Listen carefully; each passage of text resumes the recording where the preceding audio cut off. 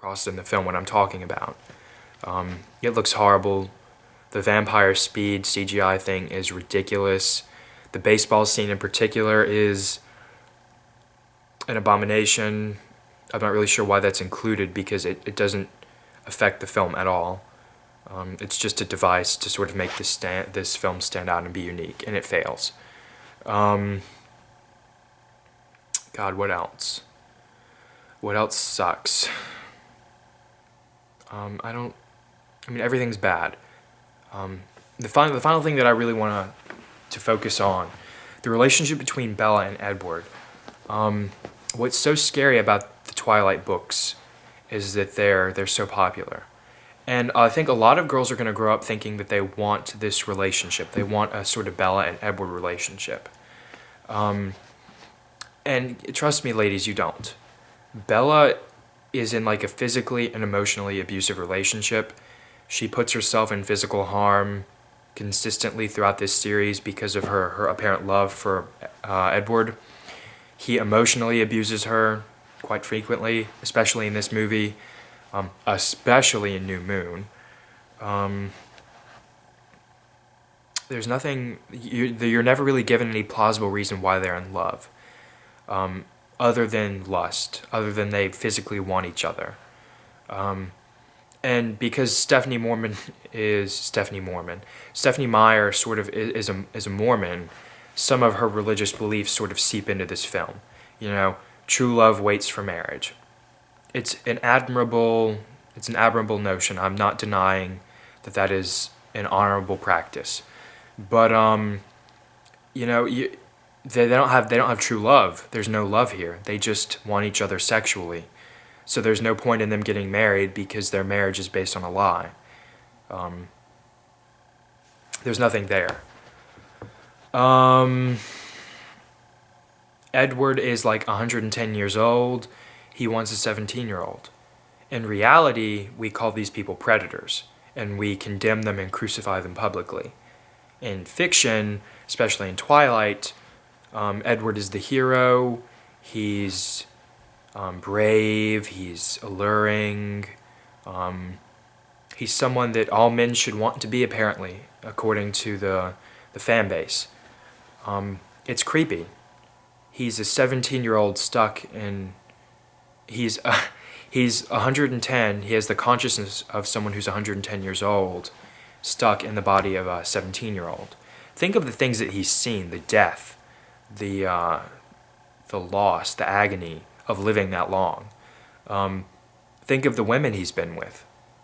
Why would he want someone who is physically and emotionally 17 when he could have an adult, or when he can have a vampire, one of his own kind? I don't really think they ever explore that there could be a female vampire that would be appropriate for him. Their relationship is entirely inappropriate.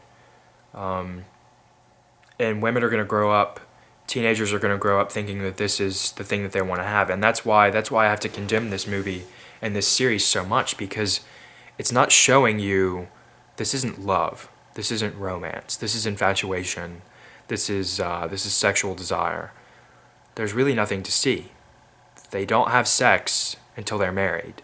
So why did Stephanie Meyer write 4 sort of lusty, angsty books of her getting to the point before you get the payoff for investing in this bullshit?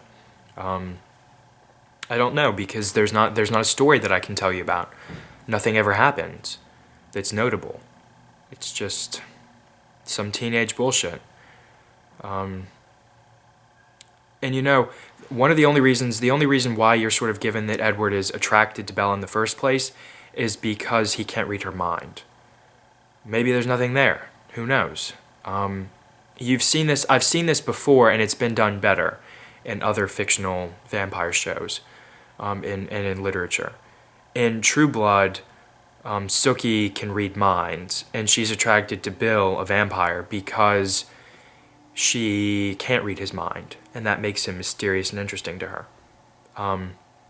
She discovers painfully that their relationship isn't based on love, it's based on lies. and that sort of relationship is played out a lot better than it is here. And we've seen this again. You've seen that before. So I wonder if Meyer didn't get that idea from the Sookie Stackhouse novels. It's just a coincidence. I'm not saying that it directly influenced her, but if you want to see this relationship done better and in a more adult and mature way, please go see True Blood. Go read the books. Go read the books before you see the show.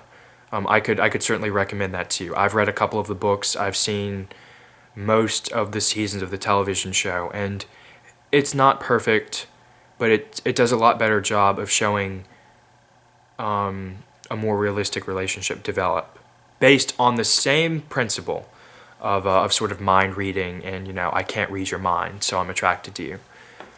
But yeah, that's what I got so far. I might come back later. I know this is the third time that I've done this review, so I know I've sort of condensed it every time. But I'll probably come back, and if I forgot anything, I'll fill in the blanks.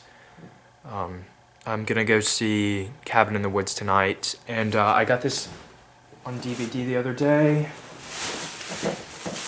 I'm gonna post a review of the American remake of The Girl with the Dragon Tattoo, so I'm gonna hopefully get into that because there's a lot to talk about there. That film it's very interesting. But yeah, that's what I got. So I welcome comments. I hope everyone's doing all right. Please don't go see Twilight. Please don't. Don't give this woman any more money than has been given to her already. There's better vampire fiction. There's better vampire literature, better movies, better television shows. I'm sure if you really wanted to search for it, you could find better vampire fan fiction. That's what Twilight is, glorified fan fiction. So I'll see you guys later.